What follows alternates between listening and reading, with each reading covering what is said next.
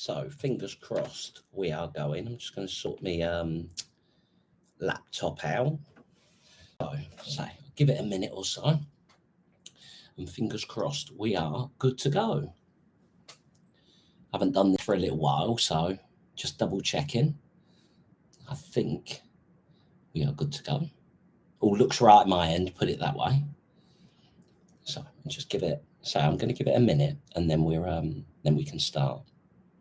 But the biggest thing, to be honest, the reason why I'm doing this is obviously for the replay viewers, the ones that are not watching live, is our range of blades is expanding massively and getting, Paul, what would you use? When would you look to use this? When would you look to use that? And as every business, I'm going to say, evolves, little bits of the puzzle, you need to add sort of different mixes to it. So it's getting bigger and bigger and bigger. Now, again, because I've been there from sort of day one, it's weird. So how I look at the Groundbait is probably not how most people look at it. So I know what's obviously in all of the Groundbaits. So I don't see it as the name, if that makes sense. So people would pick up, say, this one, what's this? Skimmer's Dark. They'd look at that as Skimmer's Dark.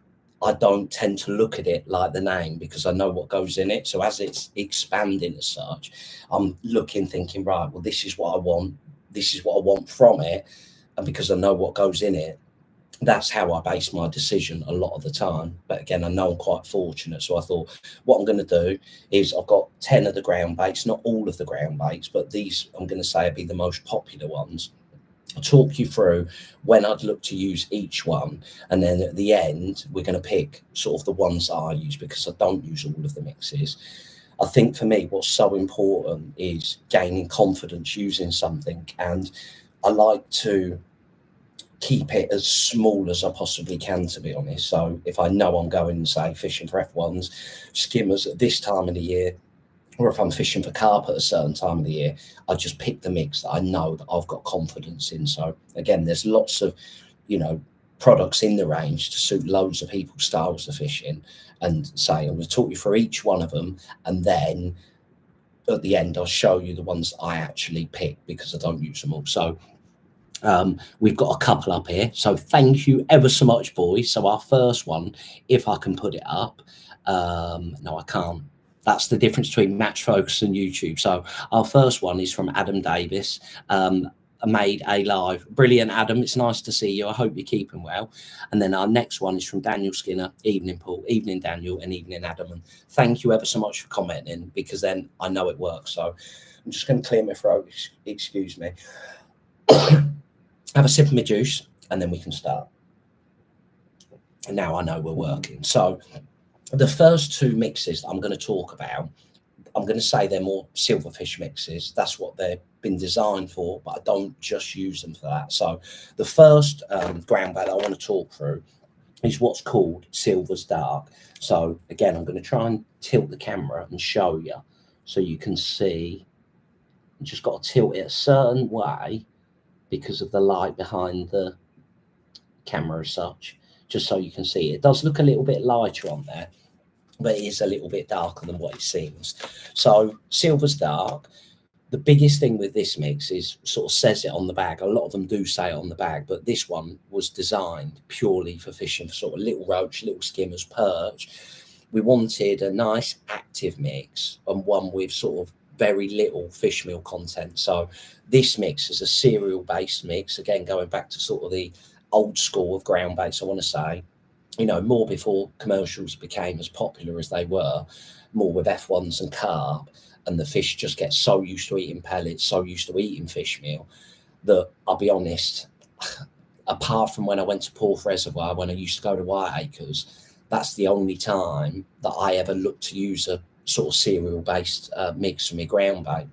Everything nowadays for me is pure fish meal based. But the biggest thing that I would say is if you was going to a venue and you was fishing for lots of small fish, then Silver's Dark would be the one. And the biggest thing with this mix is when you mix it, say it's cereal based, got lots of really fine crushed hemp in it, and it's a really active mix. So when you feed it, it's pimping and popping all of the time. And I think when you're fishing for not just those little blips, but, you know, small roach, little skimmers, loads of little perch, you know, numbers of fish. I feel like a cereal base, that's really when it comes into its own. Again, if you was going on more natural waters, I feel like that's when a cereal mix would come into it. So that, for that style of fishing, that's when I would pick Silver's Dark. But to be honest, again, it doesn't come into my fishing, so that's one that I don't use, to be honest. So I'm going to pop that one down. Then the next mix I'm going to talk about is Skimmer's Dark. So I want to say it's been out maybe a year and a bit now, and it's just getting more and more and more popular. But the biggest reason, again, why I wanted to do this is because, you know, if some anglers are new to Blake's, not everyone's used it before. They go into a tackle shop, read it, it says Skimmer's Dark, and they think, well, I'm fishing for F1s and carp, so I'm not going to buy that Groundbait. That's what it was designed for. Basically, Andy wanted a Groundbait that when you mixed it, it was inert. And the other big thing is it was soft. I feel like, from my experience with skimmers and F1s, they love soft baits, soft Groundbait. Maggots work really well. Meat can work well. You know, worms. Again, I know they like casters, but natural baits for sort of F1s and skimmers tend to work better than harder baits. So if you was going carp fishing, especially in the height of summer, you know, hard pellets can work really, really well. And don't get me wrong, you'll catch skimmers on them and you'll catch F1s on them in the height of, you know, the warmer months, sort of June, July, August time. But I firmly believe they love soft baits. And, you know, when you think skimmers, soft Groundbaits, they love soft Groundbaits. But then when it comes to hook baits as well, sort of dead maggots work really well, dead pinkies, worms, you know, all baits that are soft. So although it says Skimmer's Dark on the mix, you know, on the bag as such, I don't just use it for skimmers. So again, in the past with my match fishing, I used to go to Gold a lot, and before Skimmer's Dark came out, I caught loads and loads of fish on a mix that I'm going to talk about in a minute called Course Expander. Paul Yates designed it, and it just worked brilliant there because everything was massive. Everything was, you know, a real big size. But what's unique with Gold is even when it's solid, it's very rare you catch them right on your bait. You seem to catch them just past your bait. So when I was going there, almost the brighter the colour, and even though the water was gin clear, it never seemed to put the fish off. I caught loads and loads of fish, you know, fishing just past it. And then when this mix got developed, I started to use it more and more and more. And to be honest, that's my go-to Groundbait in the winter time. So Skimmer's Dark, but it's not just for skimmers. I fish for more F1s and carp than I do for skimmers. Yeah, I still pick that mix. So again, another reason why I wanted to do this, just like, it's not just what it says on the bag. That's what it was designed for initially, skimmers. But it's a brilliant Groundbait. You know, F1s absolutely love it. Carp love it. It's just a lovely mix throughout the colder months. And the biggest thing is the softness of the mix. And you notice that when you mix it and you feel it, it's just so soft. And I'm adamant that F1s and skimmers especially love that soft bait. So again, if I can tilt it up to the camera for you, that is Skimmer's Dark. So again, I'm going to pop that one to one side because at the end of this, I'll talk through, you know, the mixes that I choose to use. Excuse me. So those are what I'm going to say are the silverfish dedicated mixes, but some of these other mixes, you know, you can still use for silverfish. So these ones are what I'm going to say. Again, with Skimmer's Dark, it's got expanders in it, and that's the biggest thing when it comes to F1s and skimmers. That's a massive thing, in my opinion, is having that softness in your bait, and that's what you get when you add expanders to the mix. So moving further down, the next one that we've got is called Fine Expander. So again, it's a beautiful yellowy colour. You can't, it's that light, but otherwise it's so dark downstairs, I need that light. But it's, the expander is really, really high quality. Again, I know when it first came out, people are like, what expanders are you using? Because it's so different than everything else on the market. The big thing with Blake's is no expenses spared. It's proper stuff, you know, no nonsense in it. That's what I want to show you. You won't see any horrible little bits in it. And when you mix it, it's just perfect. Just what it's meant to be in there is in there, if that makes sense. So biggest thing, fine expander. When would I look to use it? So when this has come in for me in the past, I used to use it for, say, more my F1 fishing, and then skimmer's dart got invented, so I stopped using that. I just prefer to use skimmer's dart now. But for me, when would I pick to use fine expander? It comes into its own when you're fishing slop shallow for F1s. That's when, for me, I would pick this mix. When you're fishing slop shallow, so throwing in wet balls of slop and the F1s are turning in it, that's when I would pick fine expander. The other thing that it makes, though, is, again, going back to the past when the middle lake at Gold got stocked with loads of these F1s. When you're fishing slop shallow, the best hook bait, in my opinion, I haven't done loads of it, but using paste at shallow is unbelievable when you're throwing in slop, because basically the ball of slop lands, they come up and attack it. So when you cup your ball of paste in as such, and it's suspended by a big float, they just come up and grab it. Whereas when you use other hook baits like hard pellets, maggots, they don't tend to pick it out as quick. And again, it makes such a good paste when you're fishing slop shallow with paste on the hook. So if I was doing that style of fishing, that would be the ground bait that I would pick personally. That's when fine expander comes into its own. But again, you could use it if you wanted to, you know, if you was going to, say, more of a coloured lake and fishing for silvers like skimmers and F1s, it'd be perfect for that. I just don't tend to use it as much because this is what I'm going to talk about. I've got my favourites that I go to when I'm going fishing. So fine expander, slop shallow, paste shallow when you're fishing for F1s. For me, that's number one for that. Then moving further on, this is a mix that Paul Yates designed. And what I'm going to say with this mix is, again, I touched on it a little while ago when I was going to Gold before skimmer's dart was invented. And this was the mix that I used all of the time. So biggest thing is the coarseness. That's what I'm trying to show you. So it's the same as fine expander. It's just a lot coarser. And Paul Yates was the first one, from my knowledge, to develop something so coarse. And say, when I went to Gold, I caught so many fish on it. So it's still got a firm place in my heart, if that makes sense. But now I just tend to use skimmer's dart.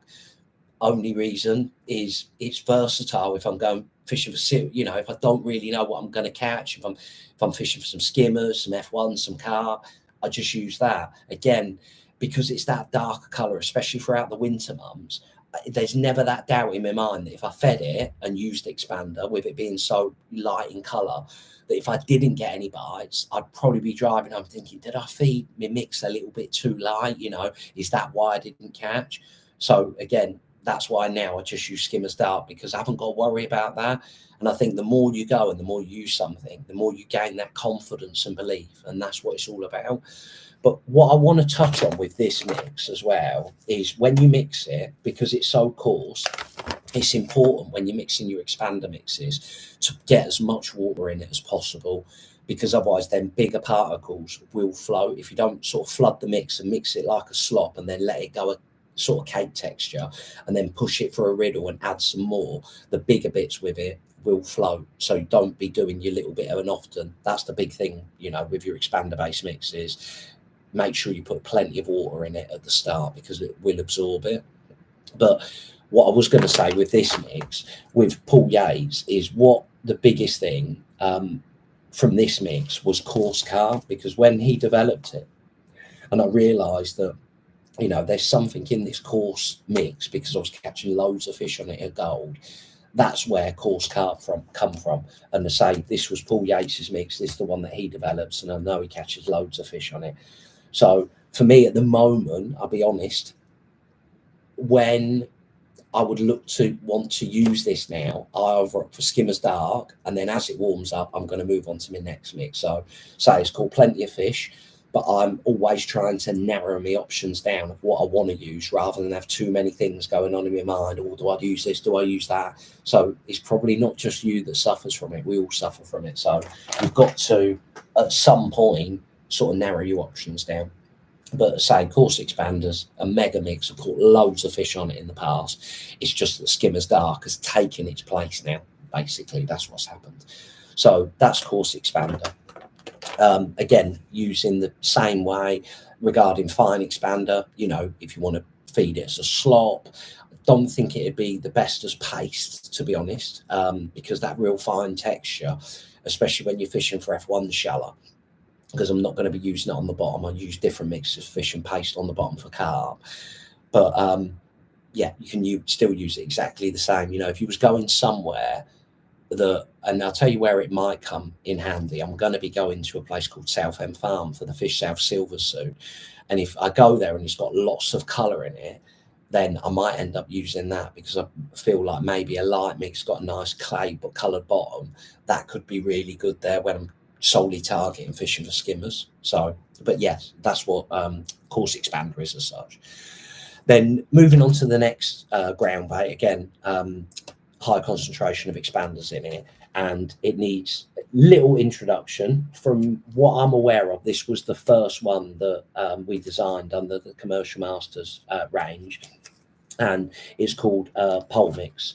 So again, that's the sort of colour of it. It does look a little bit lighter on camera, but it's just sort of a nice light yellowy sort of green colour. It just works really, really well. And for me, pole mix, the biggest thing is when I'm using that is when I'm going sort of fishing for F1s, especially in the warmer months, when they need that little bit more encouragement to come in the edge, when I'm looking to feed a bit more of a volume of ground bait. So throughout the winter time, when I'm fishing anywhere between, say, 3 and 3.5 foot, tapping little wet blobs of expander in with a maggot and a fluoro pinky, not feeding a lot of bait, just using the ground bait as an attractor to get a fish to come in my peg, then I'd opt for, you know, Skimmer's Dark. That's perfect in my opinion. But when you're wanting to start feeding more bait in the edge, so you might want to feed like 100 milligram bait, 200 milligram bait, again, going into the real warmer months when the fish want to be going into the shallow water, that's when I'd look to use pole mix. Say it's a brilliant all-round mix. Biggest thing with it is it clouds in the peg. And I'll go in a bit more detail when we touch on some of the other mixes to why I pick pole mix over some of the other ones. But yeah, say for me, pole mix really comes into its own, I'm going to say, from like middle of March time. Middle of March, April, that's when pole mix really comes into its own, and the fish are starting to go into a bit shallower water. So I'm going to pop that one down. Then the next two we're going to talk about, again, one that I've used maybe 3 or 4 times, not a lot, and that is fine carp. So again, these ones are not expander based mixes. So this is the biggest thing that I want to talk about from these mixes moving forward. With the other mixes, apart from Silver's Dark, you can add loads of water to them, whereas with these, a little bit and often is definitely the best way of going about it. So fine carp is a mix where I know lots of people use it for paste, but to be honest, it doesn't really come into my fishing that much because of the mix that I'm going to talk about in a minute. So I know with this mix, you know, if you wanted to use quite a few micro pellets around the mix and you still wanted to like maybe a dust in a ground bait to help bind your feeder, you could use fine carp for that, because it's going to get it within them sort of little nooks and crannies. Again, if you was to fish with paste, it can make a lovely paste. Personally, I don't use it for that. So for me, this ground bait doesn't come into my fishing, but I still want to touch on it. Now, the reason it doesn't come into my fishing is because of this one. So this is coarse carp. So it's fine carp, just like fine expander, the other one, but this is a coarser mix. And as I say, when Paul made coarse expander, I was thinking to myself, can I have a coarse carp version? And when we made it and designed it, it took quite a bit of time to get right, i.e. the right amount of big particles to small particles. But for me, this is the mix that I pick to use when I'm going carp fishing. I've touched on it before, but when you're going to a venue where there's a limit of bait, so like white eggs to be a perfect example of that, you're allowed 8 pints of bait plus 2 kilos of ground bait. A lot of fisheries, you know, say your maximum allowed of ground bait is 2 kilos. What I love about this, we all know how good micro pellets are around a feeder. What I like about this is almost 50% ground bait, 50% micropellets, but they're not micropellets because they're all a mishmash of shapes and sizes. And what I love about this is, again, when you go into those type of venues, you don't know whether you want ground bait for the edge, but I might want a different ground bait for the method feeder. I might end up fishing a method feeder more, or I might end up catching not a lot on a method, but I want my ground bait for the edge. I just wanted a mix that basically I could do both with and never feel like I was at a disadvantage. The fact that I've got one ground bait for a method and one for the edge. And in theory, when you think about it, you're fishing in the same depth of water, really. So what I mean by that is, if we're sat on this bank and you're chucking to the far bank, you're fishing in the edge. So if you sat on that bank, you'd be chucking it over here and fishing in the edge your side. The only difference is your side, you're going to be doing it with a pole, and on the far bank, you're going to be using a method feeder.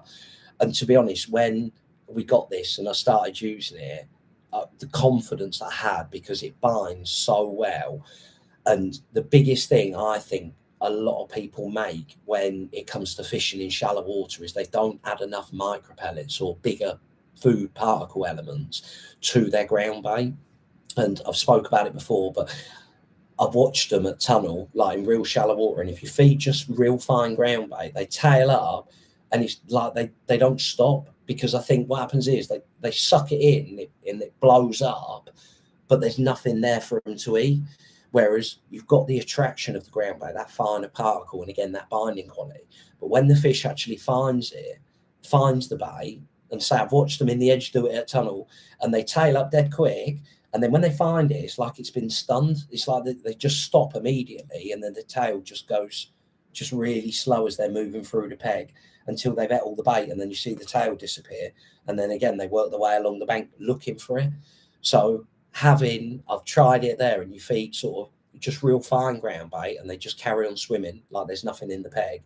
And then you feed something like coarse carp, where you've got that food element, or pole mix with micropellets added to it. Again, you can add the food to it in form of micropellets, and it's so different. And that's the biggest thing when you're fishing in shallow water, or anywhere really, the longer the fish can feed over where you've got your hook bait, where you fed your bait, the longer they're going to feed over that little area, the more chance in terms of time that they've got of being able to find your hook bait, suck it in, you get a bite, and it's fish on. If they tail up dead quick, you might have 1 or 2 seconds for them to find your bait, because I think they just suck it in, there's nothing left, so they're just moving on looking for something else. So for me, using a coarse mix is so important. So where coarse carp comes into it for me, being truthfully honest, is anytime I'm ever looking to use a method feeder, I'd pick coarse carp. And the only time that I would ever really change to use sort of coarse primer tracks is in the height of summer. So really from like July, August, September, those months, and say we'll talk about them in a minute. But if I was going carp fishing in the edge, fishing a method feeder, that's it. I just use coarse carp. Not 50% of this, 20% of that. I just use coarse carp. That's what it's designed for. So that's, again, one of my favourite mixes. I've caught so many fish on it in the past, and it just does exactly what you want it to do. It binds, but you can overwet it to be able to feed it loose in the edge. So yeah, coarse carp mega mix. Then moving further down, and I've touched on these, if I pop them up now. So I'm going to put all these three together and talk you through these. So what I've tried to do it as well is in the order of strength of the mix, if that makes sense. So we're getting stronger with the mixes as we're moving forward. Obviously, apart from coarse carp, that's still in with coarse carp and fine carp. So moving on, these mixes are the ones that I'd be looking to use really from July onwards. July, August, September, October, those 4 months when the water's really warm and the fish, you know, after they've spawned and they really want something sort of full of protein, full of goodness for them, you know, higher in oil. These are the mixes that I would look to use. So the first one that I'm actually going to talk about is a mix called Edge Mix. Now, this is the mix that Chris Hall made. And again, he designed this for the Oaks where he fished all of the time. So this is Edge Mix. And the biggest thing with this mix compared to any of the, you know, the other mix I want to talk about is it's got a lot of krill, and krill's really, really expensive. So it's got a lot of krill in it, and that's what Chris wanted. And say, not many people catch as many fish as Chris does, but it doesn't come into my fishing. Not because I've got nothing against the mix or anything, but again, I'm going to pick the ones that I tend to use. But again, edge mix, and again, along with primer tracks, I would put these all in the same basket for that sort of time of the year. So edge mix, again, catches loads and loads of fish. It's just not one that I personally use. Again, when Chris made that, I had coarse carp, and that's just what I was using. It only really come from, you know, doing a bit more carp fishing at sort of Willingshurst, where you found the need that you want something with that bit more pulling power, especially in those real warm months. So that we brought this one out last year, and it was called Primer Tracks. And the biggest thing is it's really, really, you know, high in protein. It's, you know, you'll be able to see it. It almost gets stuck in the bag, if that makes sense. So again, if I can show you, it's a bit more of an orangey colour than it looks in the bag. But again, when we was talking about paste early on, I know that this would make a really, really nice paste. I'm sure this was the one that Joe Carras used when he was doing his bit of paste fishing, trying it, and he said he absolutely loved it. Again, I'm not a paste head as such. It only comes into it not very often because I'm here, there, and everywhere. I don't just go carp fishing. If I just went carp fishing, then I'd probably do a little bit more of it.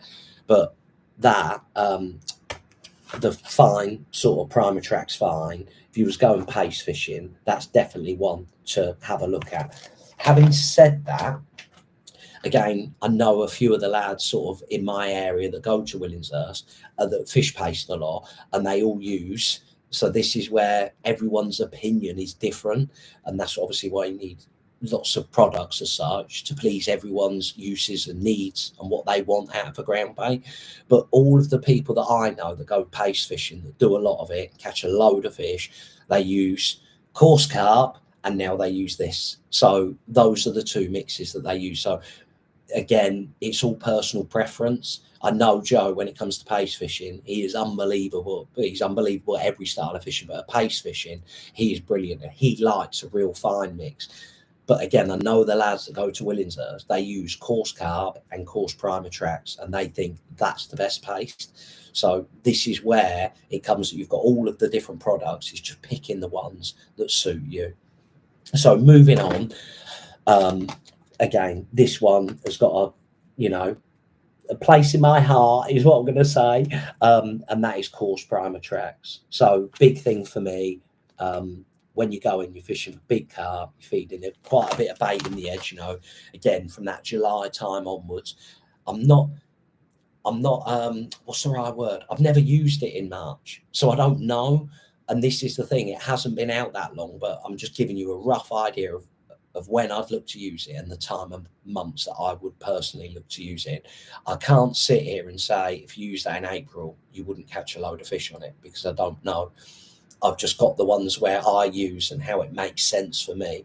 But for me, that one, when you come into fish, you know, in the edge, the fish, you know, fishing for them great big carp, they want high protein baits. And the big thing is, I'm a firm believer, especially when it comes to commercial fishing, is what the fish see most of the time. Now, when you go into big lakes, so like Gold Valley, Meadowlands, Barston, Boddingtons, it's not just us that fish there. All of the carp anglers go there, and what do they feed? Loads of boilies, loads of sweet corn, high protein pellets. You know, we tend to use screttins most of the time, coppins. You know, they're feeding like trout pellets, halibut pellets. Them fish, they get tuned into it, and that's what they want to eat. So when they're looking for it, say for me, when the water temperature is up, sort of July time, August, September, those months when the fish are really on the feed, for me, that's when this mix comes into its own. And if I was going and doing some paste fishing, it was a little bit cooler, I would personally opt for coarse carp. If I was going there in those months and I wanted to do some paste fishing and edge fishing, that's when I'd opt for coarse primer tracks. So now what I'm going to do, We've got a couple of questions coming up. So if anyone wants to pop up some questions, please do. Again, with anything, where you're going, you know, what you tend to use, or if there's something you may be confused a little bit about, please pop it up. I'm going to try and do these a little bit more regular. I know I said that when we done one in August last year, and I know I've been slacking, so I'm going to try and make a point of, you know, doing a few more. So now what I'm going to do is I'm going to pick my mixes up that I would look to be using on a regular basis, and then one or two, what I'm going to say would be specialist mixes for me. So we'll have a sip of our juice. A bit of a gulper. So Skimmer's Dark. Then I want pole mix. It's a pole mix. And then I want coarse carb. There you are, sweetheart. So those are my 4 mixes. So out of the 10, I've narrowed it down to 4 mixes. There's one other mix that I would look to use, and it's a real specialist, which I've already touched on, and that is Fine Expander. So Fine Expander. So Fine Carb, Fine Primer Tracks, Edge. So I'm going to break it down as to the mixes I would look to use and when I would personally look to use them. So for me, November time, end of October, start of November, through really till, I'm going to say, the start of March. But if we said November, December, January, February, in those 4 months, if I was fishing for skimmers, if I was fishing for F1s, if I was fishing for carp on the pole, I would look to use Skimmer's Dark. No, not mixed with anything else, just Skimmer's Dark. How I mix it, though, depends. So if I was going and I was fishing, say, tunnel, big thing I think that's been so important is the way you mix your ground bait. You want it like a slop, almost to the point where it's like jelly in your bait box, if you know what I mean, where when you've mixed it, it's got that much water in it that almost you've got some water sat on the top, and you have to keep stirring it to make the water go back into the ground bait. You want it as wet as possible without it being a soup, and just smearing a little bit of that in a tiny little pole pot and just banging it in from a bit of a height to create a bit of a cloud when you're initially starting your peg. And then when the fish are in your peg, just changing from how high off the water, you basically tap it in as to how much cloud comes off it. So that's how I would feed it, as a slop form when I'm going to tunnel, just feeding little bits all of the time. Again, if I was going to a smaller, say, silverfish venue, so I went to Ivy House, and it's very shallow there, more of a sort of a canalised lake. I was on Old Match Lake, and you've got islands there. So I'm still fishing for skimmers. That's what it's all about there, the skimmers and roach. I'd still feed it in exactly the same way, but just with, you know, some worms in it. That tapping that in like that was absolutely brilliant. But if I was going to a bigger venue, more of an open water venue, so like Gold, Meadowlands, then I would feed it loose, but I'd feed it really damp. So I'd mix it up, you know, flood it with water, stir it around, let it settle, push it for a riddle, and then just keep adding some water to it, almost just before it starts sort of balling up, if that makes sense, where, you know, if you add any more water now, you're going to completely ruin the mix. It's going to go almost like that stodgy sort of texture. So I'd mix it as damp as I could, but making sure that they're all still individual particles. And then basically I'd just scoop it out of my bait box, out of my bucket, or out of my bait box if I measured it out, gently touch it, because it needs next to no pressure, go out and I cup it loose and just let it open up and just be fishing over a big area. So that's the sort of 2 ways that I'd be mixing it. But for those months, you know, November, December, January, February, whatever style of fishing, pole fishing you was doing, if you opted for Skimmer's Dark, you ain't going to go wrong. Just keep it that simple. So the next question, again, through those months, is if I was fishing, say, a feeder, if I was fishing a little cage feeder or a little window feeder for skimmers, roach, again, I'd still use Skimmer's Dark. But if I wanted to be fishing with a method feeder, if ground bait was working, I would use coarse carb. But I'll be honest, I've tend to found throughout the colder months, Scretins micros around a method feeder if you're going to fish like that, or a pellet feeder or a hybrid feeder. Personally, I'd just opt for Scretins. We do another one of these videos based on all the pellets as well, you know, different sizes and different makes, and when I'd look to use each one, you know, to try and simplify it for you. But for those months, again, really Scretins micros around your method stroke hybrid pellet feeder, skimmer's dart for your pole fishing. If you've just done that, you're not going to get lost. Then moving on, so now we're just coming into March. So really from, again, pole fishing for F1s and for carp, and this is the bit what I think is really important. So the biggest thing when it comes to your pole mix and why it's so good is because it clouds. So when you're going into sort of March, April time, the fish, they want to come in the shallow water because it's warming up and they're starting to look, you know, they just love being in and around that shallow water. But the problem is sometimes the water's still quite clear, so they don't feel safe being there because they can see everything. And this is a mistake that I've made a lot in the past, to be honest, where I've fed a heavier mix, you know, a less attractive mix that doesn't cloud enough when the fish are looking for that cover. So that's the big thing really about primer tracks. I'm losing all my marbles here. That, in my opinion, is the big difference between using pole mix, coarse carp, and coarse primer tracks, is the pole mix clouds up a lot more. The one downside of pole mix is it's not coarse enough. So with your pole mix, what you need to do is you need to add some soaked micro pellets, Scretins micros. So you don't want to be using coppins, just Scretins micros, and you can just add them as you go in. So if you feel like the fish are just responding to the ground bait, you might have, say, an 80% ground bait mix, 20% micros. But if the fish are coming in and they're blowing it up all over the show and you've got fish in your peg and you can't seem to pin them down, it's like, well, they're tailing up everywhere and I can't get a bite, then in my opinion, the mix is too ground bait rich. So then you might want to mix like 50-50 or even 60-40% micro pellets to ground bait. So that's the biggest thing. If the fish are not coming in, lean more towards the side of neater ground bait. But when the fish are coming in the peg, if you're struggling to get them on the hook, where they're wafting it up everywhere, and again, what I was touching on, they're coming in the peg and there's nothing for them to eat because all the ground bait's dispersed. That's what your ground bait is. It's the attraction, you know, putting that cloud in the water to give the fish more confidence to keep coming in. So again, pole mix really for me comes into its own at these sort of months, just as you're coming into the spring. And again, just the other side of it, you know, when you're going into sort of November where the fish still loitering around, but that colour's dropping out of the water, they need that confidence, you know, the cloud to give them that confidence to come in and feed. So say pole mix can be used all year round, to be honest. There's no reason why you couldn't use it all round. It's not like it's too strong for the fish. You could use it in the winter time. I just think a darker mix tends to be a little bit more consistent. But for me, pole mix comes into it from, say, March all the way up until sort of the end of October, when you're basically going to start to use skimmer's dark again.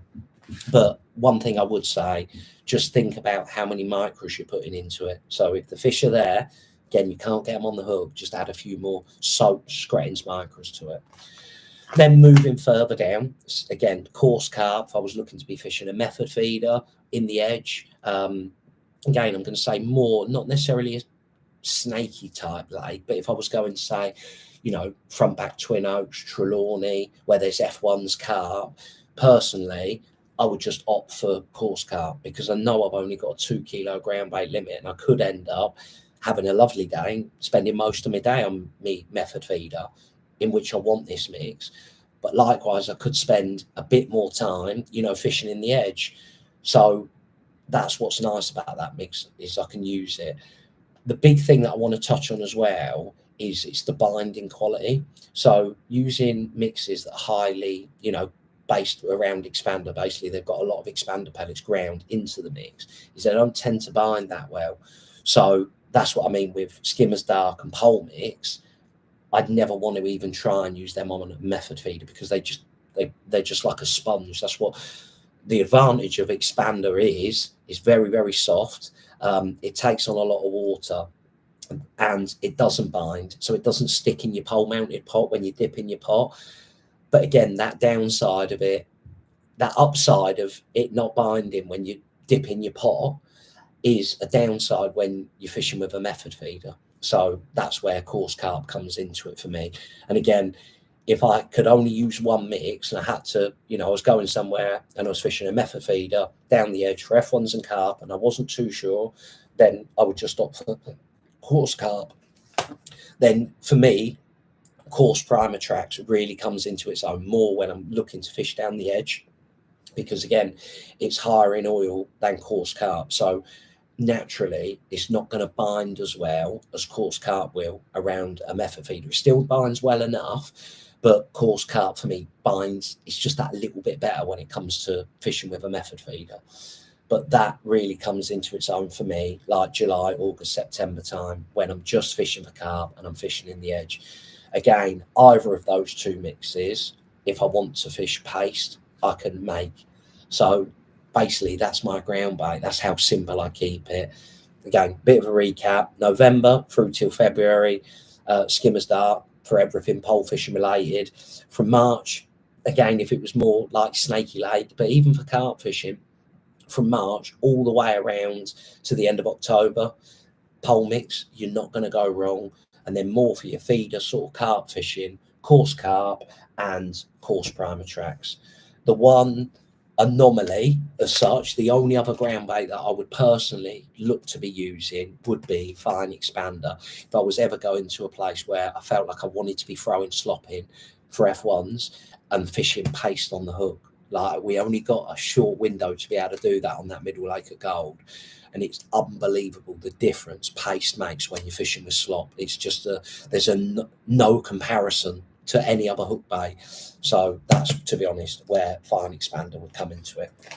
But that's the biggest thing with ground baits is you need a range, because everyone's fishing is slightly different. Again, touching on the coarse mixes, that the reason I would use them for paste is because the people that I know that do a lot of it and catch a lot on paste, that's what they'd opt for.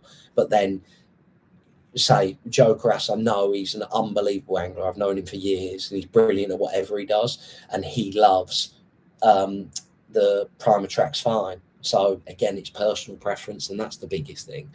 But you've got to simplify it, in my opinion. I need, say, 4 mixes, and that's what I've got, where I go fishing, and each one of those covers exactly what I want, and I've got absolute boatload of confidence in them.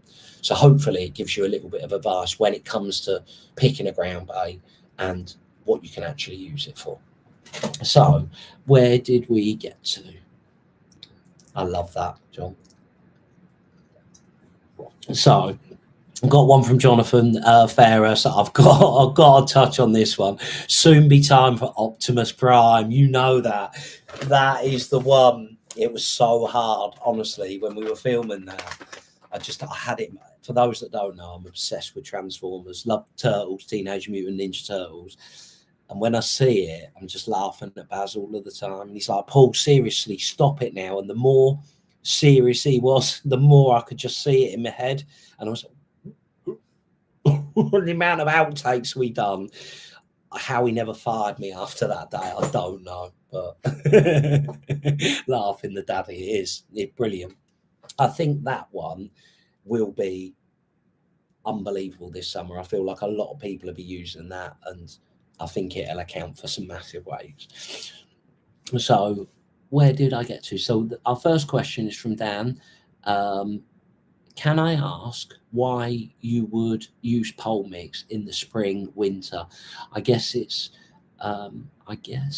is the fish meal content. Am I correct? So it's pole mix is highly based on expanders. You could use it if you wanted to. I just feel like Skimmer's Dark is better.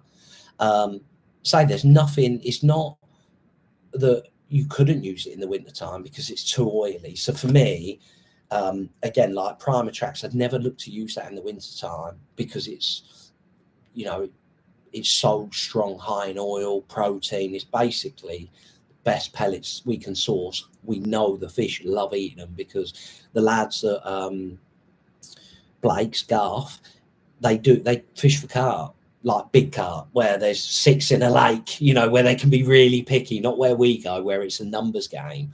So with all of their experience and knowledge with the different pellets that the carp anglers use, and then obviously some of the pellets that we use to be able to make it usable for us, we know how good that is. And again, when it comes to them and I ask them, oh, so what would you use compared to, you know, when I talk to them, we think they're mad, but they look at us as like, what, you feed that? It's like plain Weetabix. Do they even eat it? You know, it's so, turn their nose up a little bit at what we use. So it's a case of they know what works when the fish they're fishing for at some of the places they go can be so picky. It's a bit like us, you know, well, I can eat there, I can eat there, I can eat there. You're just going to eat what you want to eat. So they've got, you know, a lot more experience when it comes to the quality side of the pellets. And that's the biggest thing with, say, the Primatrax Groundbait is some of the pellets that are in there are really, really high in quality. But again, because of that oil content, I'd never look to use that in the colder water, because for me, oil in cold water is just a no-no. You know, the fish are going to struggle to digest it, going to get them blobs on the surface. And I think it's very much like meat when you think about it. So meat just started working this weekend. And again, through that March, April time, May, that's when meat really comes into its own, because the fish, they're looking for that little bit more higher protein bait. So again, like pellets start working. So all winter time, you know, we're fishing maggots, a bit of ground bait. I know some venues still respond to pellets, but more relating it to tunnel. All throughout the winter time, everyone there is just tapping a little bit of ground bait in, fishing a maggot and a fluoro pinky, nicking an odd bite, few fish on bread, and that's it. And then the weekend when I went, you can just tell the daylight, you know, we're getting longer daylight hours, the water's warming up a little bit, and the fish, they're looking for that bit more regarding what they're eating. So maggots, I don't think have got that much for the fish compared to, say, meat or pellets, and they definitely change what they're looking for to eat. So again, there's nothing wrong. You could use pole mix throughout the winter time. It's not too high in oil, it's not too high in fish meal that it wouldn't work. It's just that when I look at and think about the colour side of it, you know, Skimmer's Dark is dark and pole mix is lighter.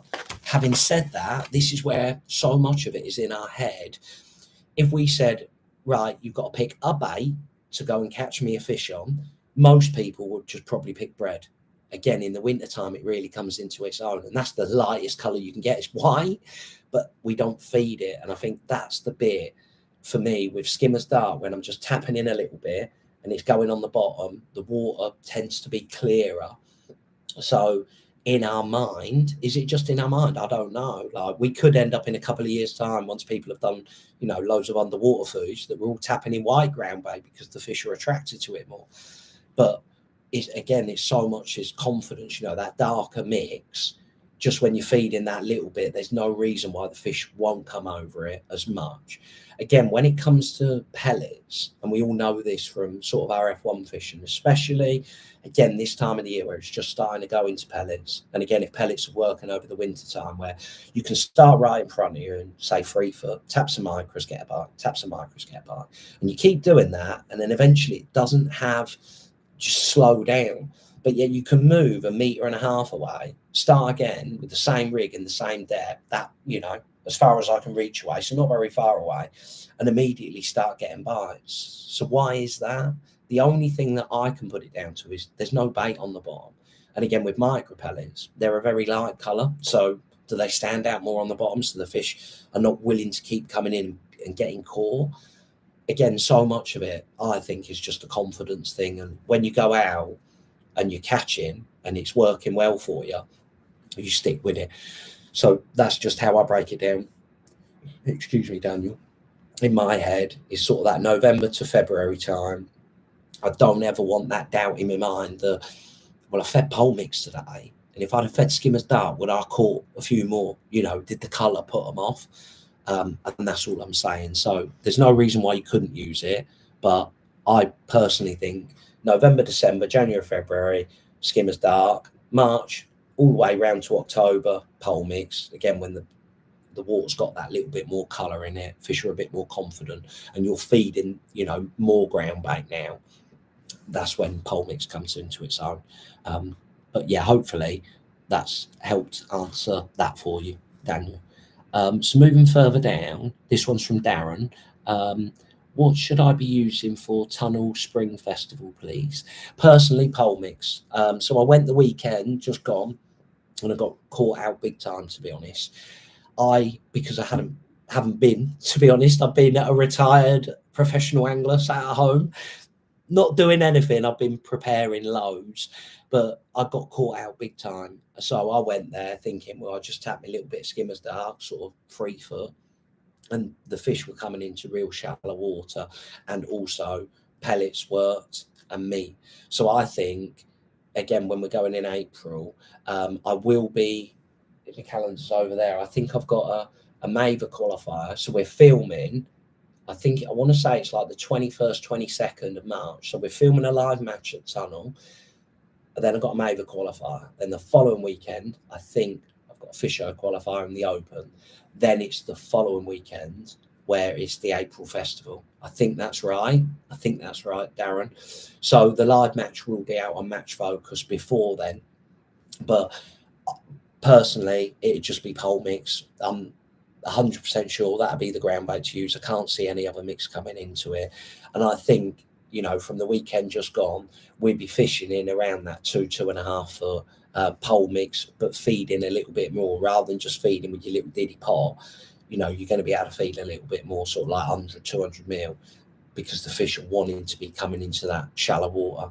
So after the match on Saturday, just tidying all my bits up, I had a tiny little bit, probably a pint maybe, of wet skimmer's dark left over, and Aidan had caught really, really well fishing towards me in the shallow water. I want to say it was maybe just over 2 foot where he caught one side, and about 2.5, yeah, it would have been about 2.5 foot to his right, feeding a bit of ground bait, and they come in the shallow water. And I was really caught out by it.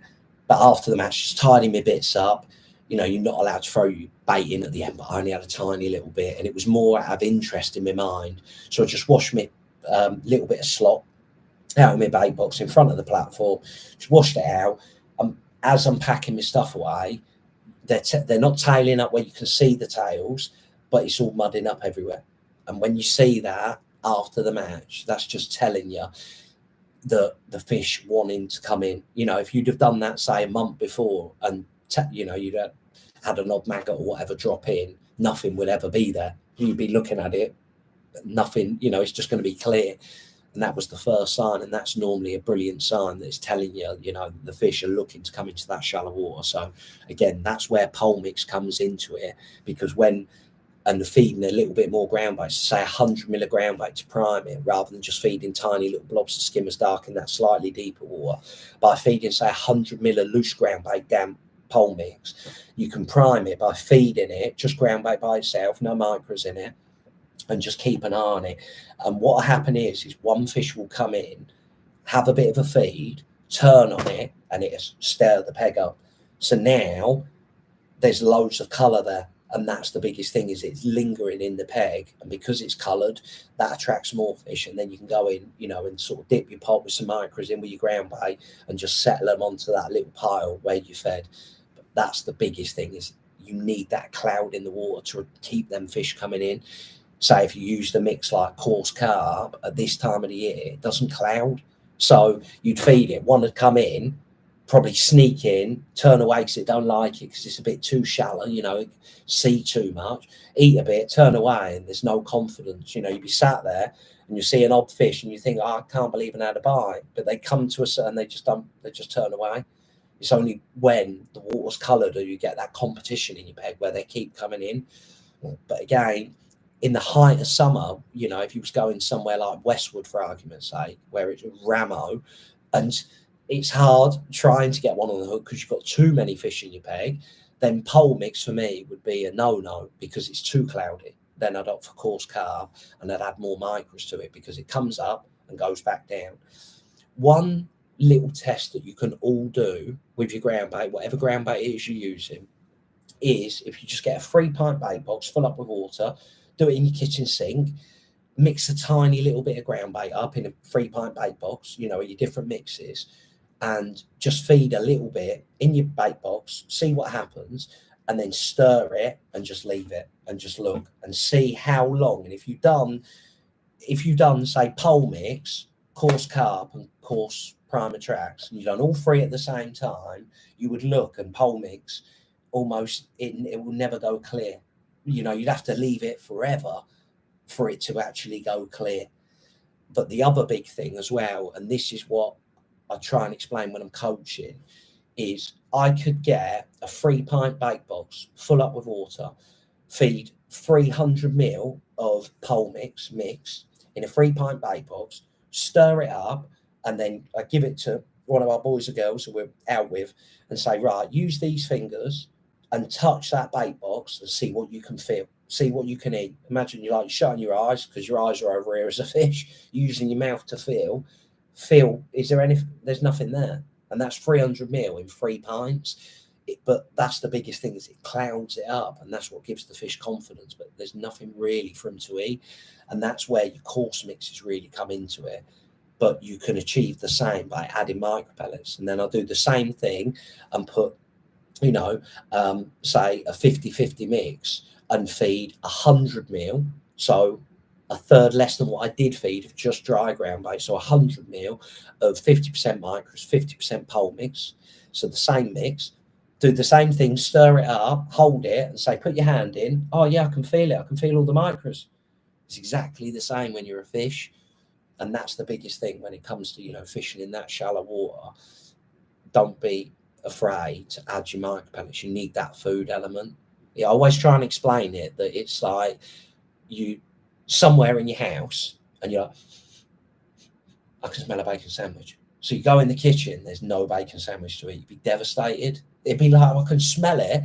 I'm sure that's what it's like for fish a lot of the time when you're just feeding ground bait. Is they're like, well, there's nothing for me to eat. It's clouded up. It's done its job. The attractions get the fish there, but then it's getting the fish on the hook. So hopefully that gives you a little bit of food for thought, and just have a mess around with it, and it sort of make a bit of sense in your head. So where did we get to? So soon be time for Optimus Prime. I love that. I need to screenshot that. That should be soon be time for Optimus Prime. That, and when's Red coming out? That's the other one. So got one from Adam. Info on club and canal at Tunnelbaum Farm, please. So I would say club fish really, really well the weekend. I don't know how they caught, because I'm always the world's slowest at packing up, and by the time I get back, everyone's gone, to be honest. But it did fish really well. I think Aidan won on Saturday with 71, and then I think the next 4 in the match were all off club, and I think there was like a 68 and 3 65s. And considering New was one, Aidan had 71, and then I think Lewis had 63. It did fish really, really well. But I would say if I was going there this weekend, I think I would look for 2.5 to 3 foot, depends on where you draw, because some of club. So I want to say really from peg 19 to 23, I think across is still the original banking where they've redug it. But crossing in the edge, I think if you could find 2.5 foot on club, just fed, you know, shook some micros out, fish an expander on the hook. In the edge, I would definitely pot some pole mix, you know, that type of ground bait. I'd definitely pot like 100 ml ground bait, and you might be able to feed a little bit more as well. And fish like 2 or 3 maggots on the hook, maybe a few micros in with your ground bait, but give yourself maybe one side in like 2.5 foot, pot some ground bait, and then down the other edge, maybe in 3 foot, so a little bit deeper where you could just feed a few micros. I feel like you would catch on that. The one big thing at the moment is to do with basically what you do in the open water. So you can either go down the spray and pray route, which is what I like doing. And what I mean by that is just basically loose feeding and potting a few maggots and looking to fish on the bottom. but it gives you the option that if the conditions are right, it won't be long now before somebody has a mega weight shallow where they're there and it's the right conditions on the day. It's warm enough. They've been sulking all winter. They haven't been feeding. They've just been doing that, waiting for them to warm up. And there will become a day where somebody somewhere just has a colossal weight of these great big ones. And there's loads of them in club, especially on that bit, that 19 to 21. Those 2 pegs especially, fishing sort of like where you with a short kit and a short 4 on your 13 metre section, it's only going to be 3.5 foot deep. You could have a colossal weight there, you know, because they're all them great big units, just loose feeding a few maggots. So you could do that, or meat. Meat is definitely starting to work. I was next to the meat daddy on Sunday and only just pipped him, but we had the worst conditions possible, i.e. the wind smacking our face. I fished with pellets and caught a few, but my rig was all over the show, and I did change the maggots, put a little bit more line on the bottom and started catching an odd one. And Rich Kings caught on meat, and when I've never caught that much on meat, to be honest, at Tunnel, but when the conditions are right, and it's gonna be that sort of time now. The next, again, talking about the change of the ground bait, it's exactly the same regarding, you know, ground bait and a few maggots, pellets, and meat is definitely going to start playing a part. So and Rich caught well on it, and when he starts catching on it, these few months especially before they start to come shallow regular, he is without doubt the most consistent at Tunnel. So definitely be thinking about that. But that's the biggest thing that I would say in the deep water personally. Do you opt to fish with maggots, or do you opt to fish with meat? But I think pellets across to start with. Again, down one edge, feed some ground bait, and then maybe down the other edge in a little bit deeper water and just tap some micros in. Your only real hard decision is, what do you do when it comes to fishing in the deep water? Do you go down the meat route and just fish short with me, or do you spray and pray? I can leave that one up to you. I can't help it. I think that's why I don't catch anything on meat, because I throw some bait and I don't get a bite, and I think, right, I throw some more bait, I don't get a bite. I think, nah. Throw some magazine, I will get a bite on that. So, excuse me. So, where did we get to? So, one from John. Be on the meat then. No. Hopefully, I've got a couple of matches at Southend Farm, and then when I go back, it'll be spray and pray time. And you give me some grief, didn't you? A bit of sun and everyone gets giddy. That's me, that is. All you should do, if you wanted me to catch nothing, is before the match, get, what are they, them deflector things? I don't know if you've seen one, but basically when I was out with the Guru lot, they used to have these reflectors, and they literally like burn your retinas. It's like a magnifying glass from the sun into your eyes. Just get a few of them and just point them in the bushes. And I'm sat there thinking, oh, it feels warm today. Catapult comes out and just be walking away. I've had him again. And that is guaranteed. A bit of sun and Paul gets too excited. So this one's from Ryan. Hey up, Paul, hope you are well. And Joe. Also, PJ said, when you're getting some kids' hats, please. I need to get one. I will sort that, because Ryan, for those that don't know, he has been an absolute superstar. And if I can find him, I've got a load of things there. I'm trying to think of what one I put them in. Give me 1 second. I've got to find them now. I've teed it up, and I've got to find them, Ryan. My problem is where I know where I put them. I know where I put them. Or do I know where I put them? I've got to find them now. 1 second. Where did I put them? I've got stuff everywhere. Where did I put them? So, give me 1 second. I can't believe I've lost them. Did I put them in a tub?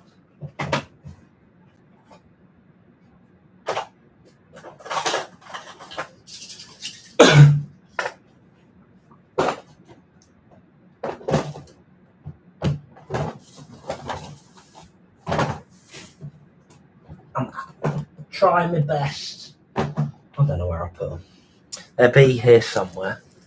But what Ryan has done, so what I was talking about earlier, if I can get you. So, you know, when I was on about fishing with fine expander fishing slop shallow for F1s. So this was my rig. Cut that for a flow. What do you reckon, Jonathan? Bit of tap, tap, boom on that bad boy. So what that is a carbon stem pole float that basically I've just cut the bristle off and made a mini pike bung. But what you can see here, if I can hold it, that's me shaking. So where I put it in front of my jumper. Come on, there it is. So that is a Corum paste cage. And they are like rocking horse poo, trying to find them. So that's what it looks like there. And Ryan has managed to find me some. And they don't make them anymore. But when you're fishing slop shallow, using sort of so they come and you'll be able to see they're like, I can basically make 2 out of 1. So you'll be able to see that's like the little cage. And what I do is cut it so I have the top one and the bottom one. And what that ends up, I can hold it on my finger. Try and show you. I can do it in front of my forehead. Wide enough, isn't it? So that, there like so, I hold it. And then I wrap the expander around that paste cage. Like so. There, that's better. You can see that better now. If I start, there it is. Don't move. So wrapping my paste around that paste cage, it's unbelievable. So you drop it in, your pike bung, just one every single chuck. So that was my paste shallow rig. I think it's on 022. Never getting snapped, but I absolutely love that fishing. But yeah, Ryan's been an absolute superstar and sourced me some so that if it ever comes back into it, I am prepared. So Ryan is my hero. But yeah, if you ever find them, Corum paste cages, they're called, make sure you grab them. And again, like in a long time ago, showing me age now, when me and Pem used to go to Gold a lot, say it was a long time ago, that's how we used to fish on a method feeder. So again, before pellets, I'm pretty sure it's before pellets, we used to fish a groundbait method feeder with paste on it, and that was unbelievable. And again, they're perfect for it because they're dead light as well, not like made out of metal. So I'm stocked up. Thank you, Ryan. He's an absolute legend. So I need to get PJ a hat. So moving further down from James Lloyd, hey up. You're right, James. Hope you're keeping well. And then Adam, we go on the 14th of March. Lovely. Not long now. Jonathan, spray and pray. Go on. Love it. I'm obsessed with it. As soon as I get a bite on it, I just feel like you just can't. It's the easiest way to line them up. And it's my problem. We've all got things that we like doing and we know we shouldn't be doing. Mine is catapult. When it works, you look a bit of a hero.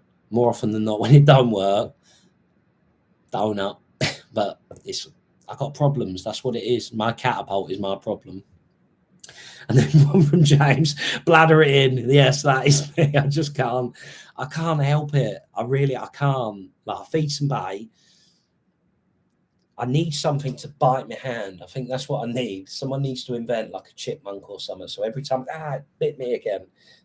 Try and keep my hand out of the bait box. I can't help it. So one from Andrew, I should say, John, laughing. And then Jonathan, the score. Can't wait for the Spring Spectacular. You'll absolutely love it, Andy. Honestly, it's such a mega place tunnel, especially on them festivals. A real buzz about it. So many lakes have got the potential to do really well, and it's just a mega event. Really nice. I'm going to say the Pole Masters one, as daft as it sounds, almost the peggiest, where you think it's sort of like best time of year, June. But I feel like that's the peggiest one because, say, the last few years, it's just been dominated by you need cover. You have to have cover. So if you draw a peg and you've got no cover, you're a bit stuffed. Whereas sort of the April one, the May one is still, it's not gone into June yet. It's the first weekend in May. So again, meat can play a part.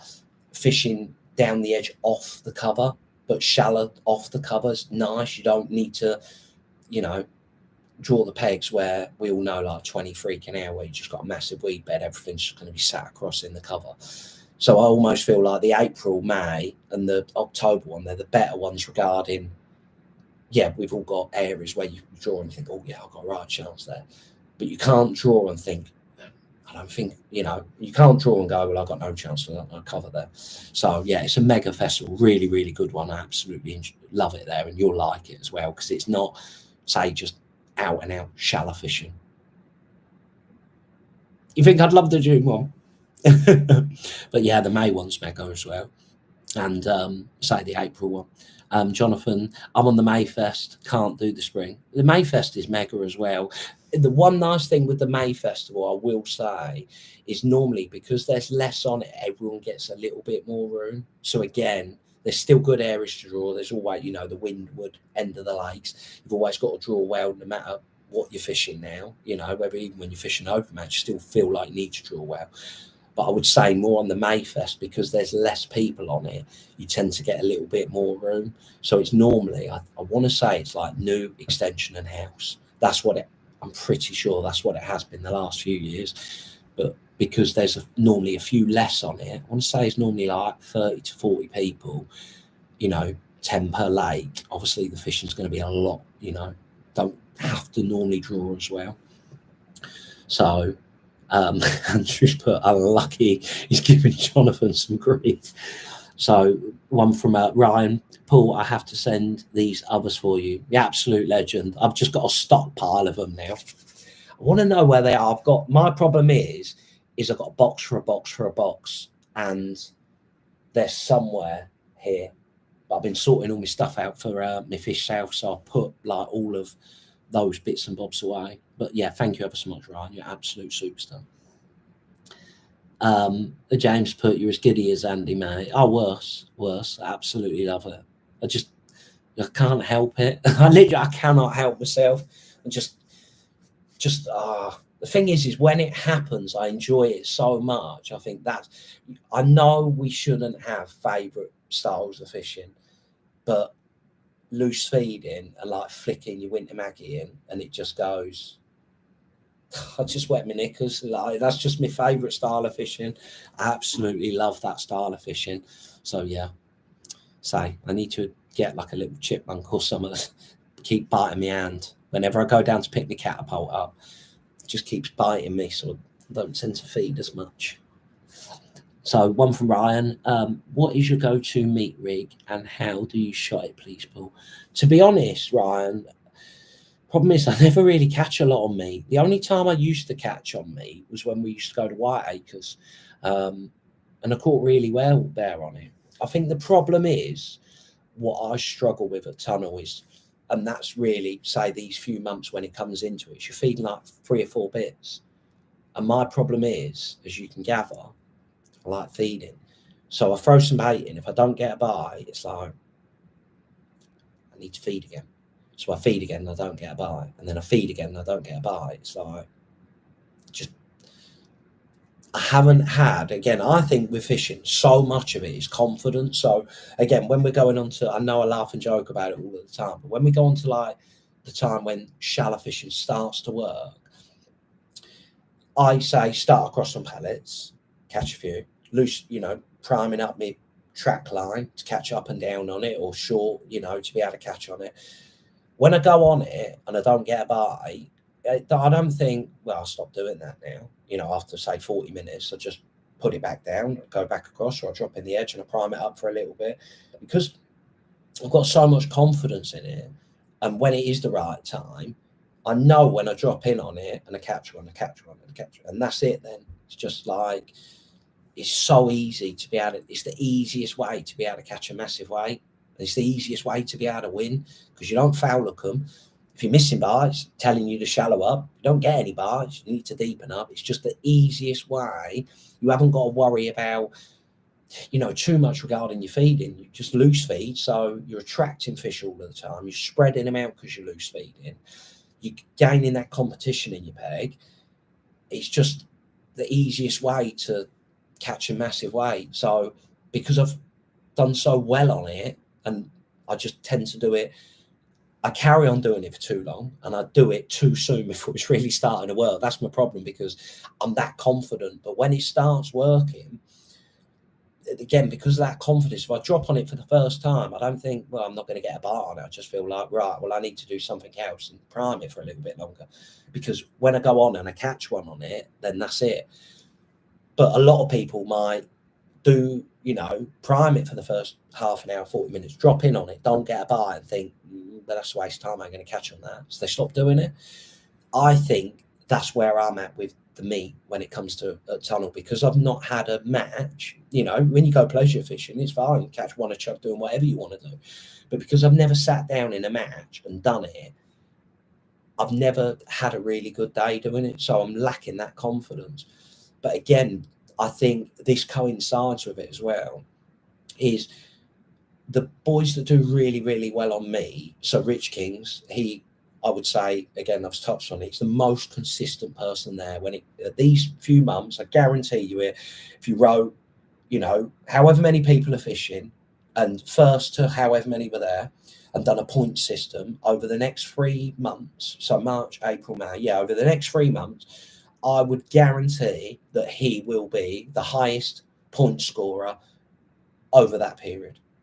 How he fishes is short and sort of in the edge and down the slope, like in the edge, down the slope, short, and maybe 1 or 2 lines. And he's just got it tapped out. But what he doesn't do, he don't fish or feed past that. Whereas if I throw some meat in, I ain't just doing that. It's got no confidence in it. So I'm loose feeding and feeding longer past it. And that's the biggest thing. So I think confidence in everything. And I'm sure once I've gone there and had one good day, and I know I need to do it, because it's when you look at the size of the fish. Again, when you used to go carp fishing, or say when I used to go carp fishing, if you caught 10 fish on hard pellets and 10 fish on me and didn't know who fish what, but just watched the weigh-in, you'd easily be able to go, well, watch both people weigh in. You would 100% be able to say, well, he's the person that's caught on me, because they're always bigger. They're always bigger on me. And it's the same with F1. So I know that it's a big weakness for me and I need to get better at it. But you need that one good day, that bit of confidence in it. So regarding rig choice, I would say biggest thing is, I think, using a light rig is going to be important, because when you throw it in, I think the biggest thing with me is it just sinks so slow, gives fish loads of chance to watch it and follow it down. But if you went there and, basically if you said to me, no, a heavy rig's going to be better, I couldn't sit here and argue with you, because I haven't got that experience with it. When I used to go to Whiteacres, it was different, because it was F1s, but it was more carp. So again, with Whiteacres, it was 1 or 2. It was either lovely, beautiful, felt like you were in Spain, or force line gale, rain going sideways. That's why the trees grow on the slant down there. It's one or the other. And I've always found there that you needed to be quite positive regarding the rigs that you use, sort of a bulk and a dropper, more often than not, 4B14, 4B16, because you just got so much more water movement on them big lakes, when it starts moving. Try to use like a little 4B10 there, it just never settle. So regarding rig choice, I couldn't sit here hand on heart and tell you that one is better than the other. If you was going to Whiteacres, I'd say, well, if you use like a 4B12 to a 4B12 on Trelawney, 4B16 back to an oaks, 4B14 front to an oaks, you're not going to go too far wrong, because I've been down there and caught well like that in the past. But yeah, I would love to be able to say, just use this. But I honestly, hand on heart, I don't know enough. I haven't got enough confidence to be able to tell you that this works, and I've got the experience behind me to be able to back up the argument that float is good, or that size of float is good.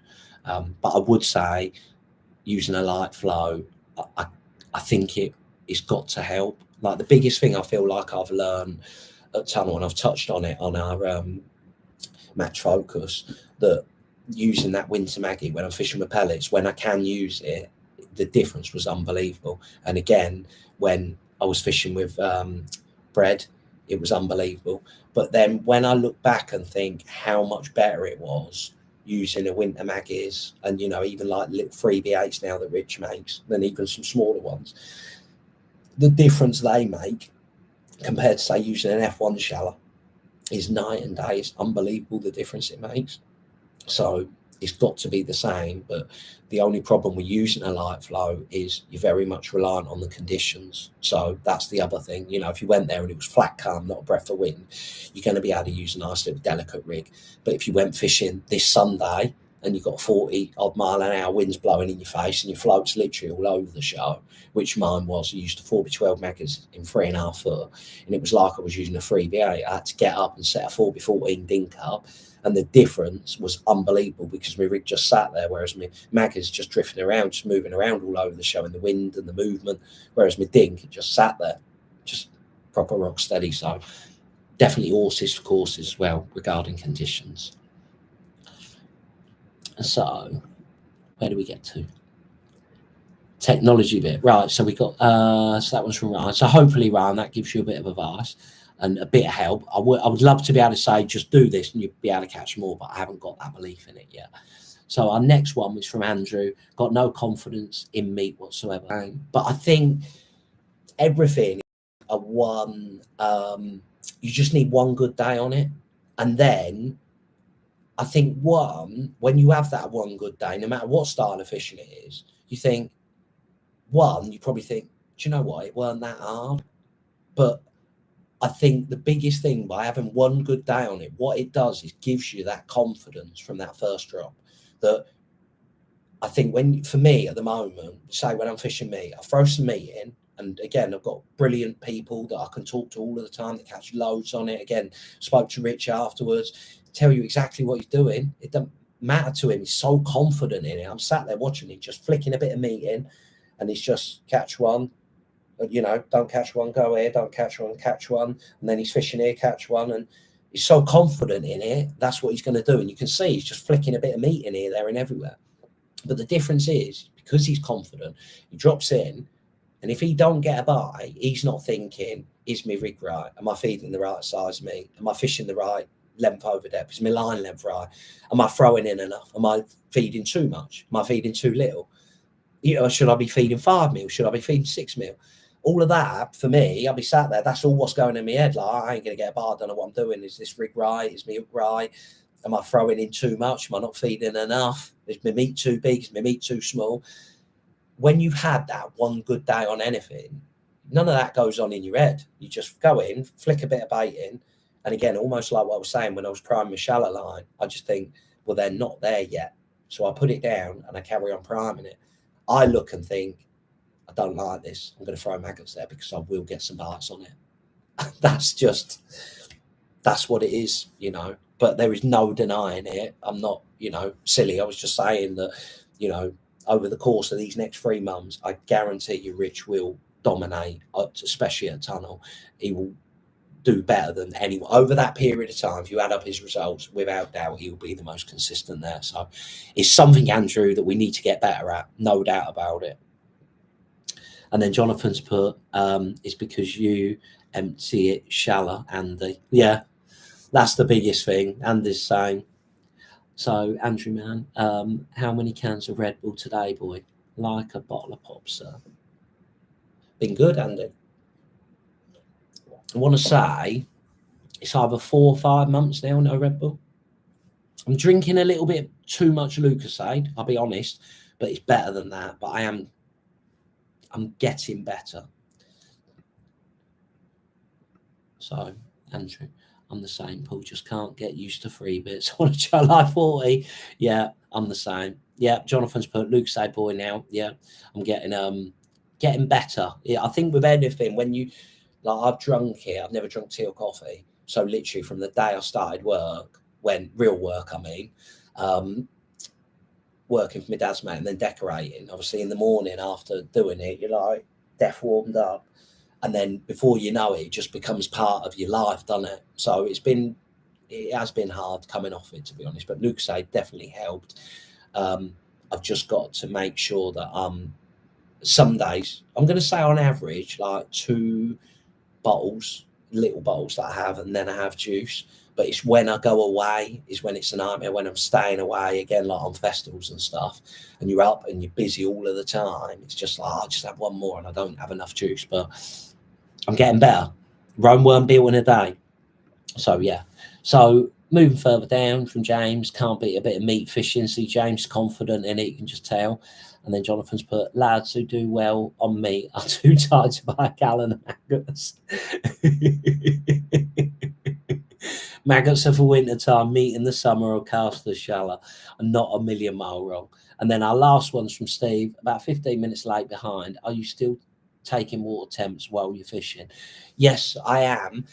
The only thing is my thermometer broke, and I've got a feeling it's not reading the right temperature. So at Tunnel weekend, I want to say it was 9 point, I think it was 9 at the start Saturday, 9.8. I've got a feeling it's like a degree higher than it should be. So I'm going to order another one. And then on Sunday, it was definitely cooler. It was 8.2 at the start, 8.6 at the end. And I've got a Reuben Heaton one. But I've got a feeling it's not reading the right temperature.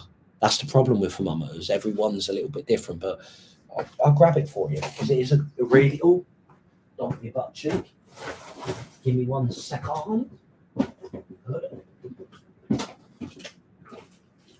So some of the ones that I had in the past weren't the best, and it was Will that I see using this one. It's a Reuben Heaton one. But the problem is with it, it's obviously very old now. I've had it for a long time, and it's just basically like a bit busted on the side and stuff. But that's the one that I've used, and that's normally the one that's, say, it's a really, really good one. It's a Reuben Heaton one. I just feel like it's seen better days now, so I need to order another one. So I've got a feeling when I spoke to Sarah afterwards, she was saying that I think it was like that earlier on in the week when she took the water temperature, it was something like 2 to 3 on average. And then Friday, I think when they took it Friday, Saturday, it was averaging sort of like 7 to 8 and a bit. So it definitely has gone up. I'm just, with it being damaged, I feel like I just need to get another one. But yeah, definitely the water temperature's rising 1,000,000%. So I better leave that out. I can do that tomorrow, order that one. So our last one is from Andy. Good boy, Paul. Proud of you, buddy. Cheers, brother. Say, with anything like that, it's not just going to be me. Everyone goes through it. And I think it's definitely a mind over matter thing. I think you just got to find something to substitute it with in the short term. So Lucozade for me was the one thing that it was hard. It wasn't hard. That's the wrong word, because there's a lot of things that are a lot harder than, not drinking a drink. But it was difficult, I'm going to say. And I'd say for like maybe the first 2-3 weeks, it was difficult whenever I went, Tesco shopping and you see it, or you go in the garage, fill up your fuel and you see it. And say the first 2 or 3 weeks, it was tough.